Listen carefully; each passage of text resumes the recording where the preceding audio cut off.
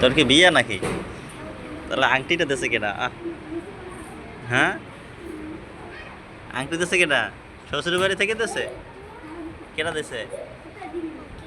হ্যাঁ, পাইছো কই? জোরে। শাশুড়ি আম্মা কিনা দিছে? তাহলে আম্মা কে? শাশুড়ি? শাশুড়ির তো আম্মাটাকে।